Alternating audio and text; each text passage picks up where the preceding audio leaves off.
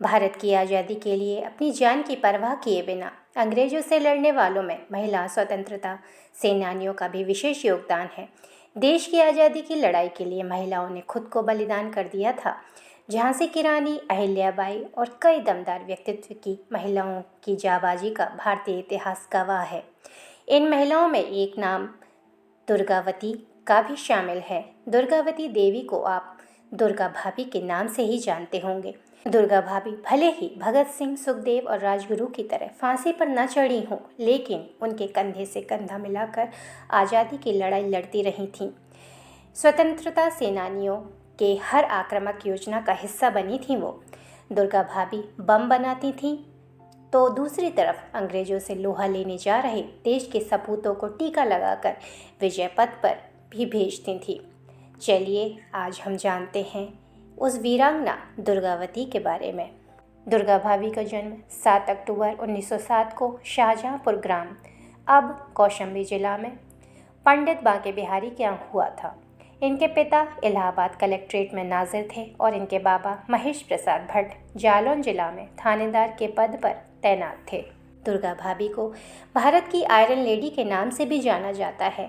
ये बात बहुत ही कम लोगों को पता होगी कि जिस पिस्तौल से चंद्रशेखर आज़ाद ने खुद को गोली मारकर बलिदान दिया था, वह पिस्तौल दुर्गा भाभी ने ही आज़ाद को दी थी। इतना ही नहीं, दुर्गा भाभी एक बार भगत सिंह के साथ उनकी पत्नी बनकर अंग्रेजों से बचाने के लिए उनके प्लान का हिस्सा बनी थी।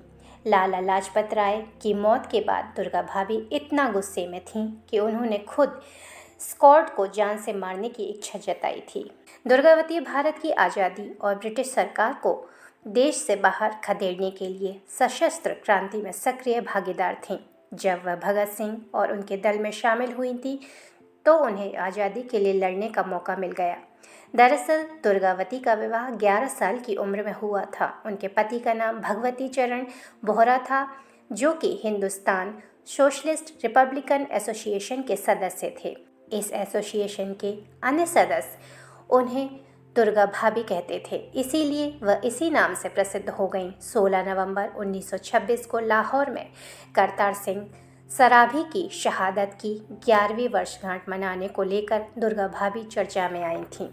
दुर्गा भाभी स्वतंत्रता सेनानियों की प्रमुख सहयोगी थीं। लाला लाजपत राय की मौत के बाद भगत सिंह ने सॉन्डर्स की हत्या की योजना बनाई थी। तब सॉन्डर्स और स्कॉट से बदला लेने के लिए आतुर दुर्गा भाभी ने ही भगत सिंह और उनके साथियों को टीका लगाकर रवाना किया था।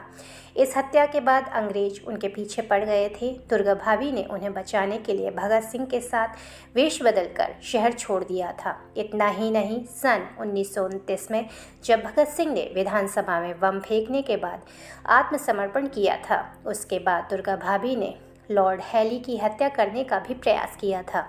हालांकि वह बच गया था। दुर्गा भाभी ने भगत सिंह और उनके साथियों की जमानत के लिए एक बार अपने गहने तक बेच दिए थे। उसके बाद उन्होंने गांधी जी से भी ये अपील की थी कि भगत सिंह और बाकी क्रांतिकारियों के लिए वे कुछ करें। दुर्गा भाभी की ननद सुशीला देवी भी कुछ कम नहीं थीं। उन्होंने अपनी शादी के लिए रखा 10 तोला सोना क्रांतिकारियों के केस लड़ने के लिए उस वक्त बेच दिया था। साथ ही क्रांतिकारियों के शहीद हो जाने के बाद दुर्गा भाभी एकदम अकेली पड़ गई। वह अपने 5 वर्षीय पुत्र शचीन्द्र को शिक्षा दिलाने की व्यवस्था करने के उद्देश्य से वह साहस कर दिल्ली चली गईं, जहां पर पुलिस ने उन्हें बराबर परेशान किया।